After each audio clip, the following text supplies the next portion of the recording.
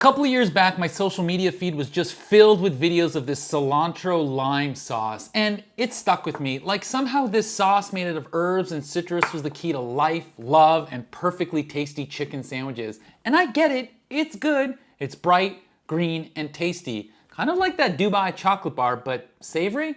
Anyway, it's just a sauce, but it's a really solid flavor combination. So today, I'm showing you how far you can stretch those ingredients. I got lime, cilantro, garlic, ginger, and chicken in my 5-ingredient recipe series. Now this is a full dinner. Chicken, rice, and that social media obsessed sauce. It's a little ambitious for this series, but it is doable, and I think it's worth it. Let's get started.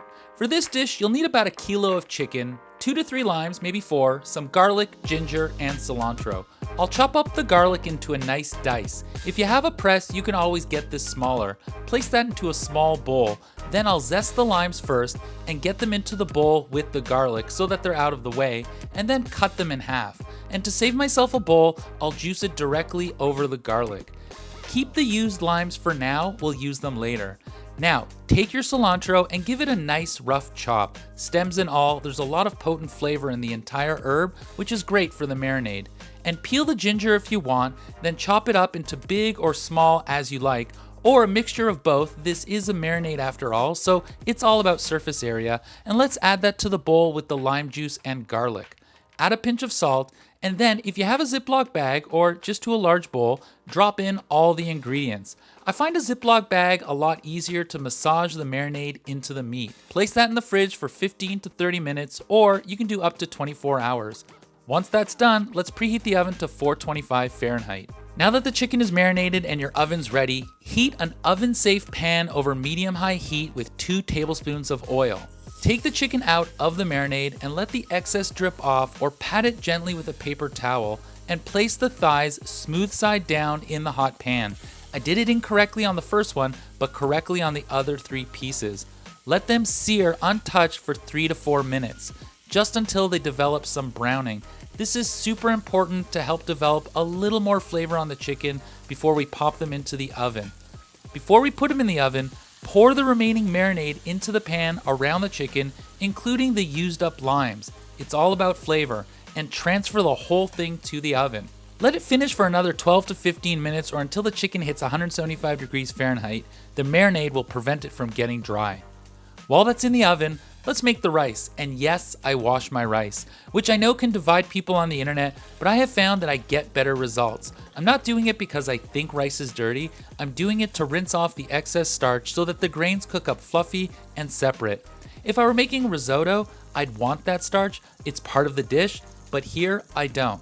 Now, I'm not trying to rehash the whole rice washing discourse. I want to be precise and personal.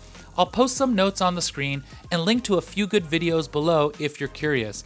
But I will say this, ingredients are not one-dimensional, nor are they monoliths. Like, people, for example, use white vinegar just for cleaning. But my grandfather, my Zadie, used it for a very simple salad dressing he made, and those were some of the best salads I've ever had. It's all about how you use the ingredient. Anyway, if you are washing your rice, I can typically get away with a 1 to 1.25 ratio of rice to water. Keep that in mind. And on a more personal note, washing rice takes maybe 2 to 3 minutes, and I actually find the process calming. It gives me a second to slow down and connect with the food I'm making. It's kind of meditative, and if you haven't tried it, maybe give it a shot, especially for dishes where you want individual grains. While the rice cooks, we're gonna prep the cilantro lime mix in. I'll start by peeling and finely chopping 2 garlic cloves and put them in a small bowl. Then zest 1 lime and put that with the garlic. Chop up some cilantro. Now, we could use the ginger once again, but I'm gonna toss that aside and use green onions instead. This is one of those quick substitutions to give a sharp but fresh addition to the rice, which I think works really nicely here, but also it adds a little variety. Plus, I like keeping you on your toes. Once the rice is done, fluff it up with a fork, which I have to say this rice turned out perfect, so I'm saying yes to washing. Then squeeze the lime in first, then add the garlic and the zest, and finally the cilantro and green onions. The order here really doesn't matter, the end result is all the same. Now finally the famous oh my god cilantro lime sauce. It's simple, 1 cup of Greek yogurt or mayo or some combination of the two, Then zest one of the limes and its juice, a nice bunch of chopped cilantro, 2 cloves of garlic, and finally salt. Blend until smooth. Don't worry if you want more garlic, you can always adjust it after, which is what I did after I tasted it with a clean spoon. I ended up adding more salt and 1 more clove of garlic. And I tried it again with another clean but similar looking spoon. I picked green in honor of the sauce. Now remember, it's easier to add than to take away, so be conservative at first and then add more lime or water if you want to make it runnier, more mayo if you want to make it creamier, garlic, salt, you get the idea. Now, here's where I'm gonna pivot again.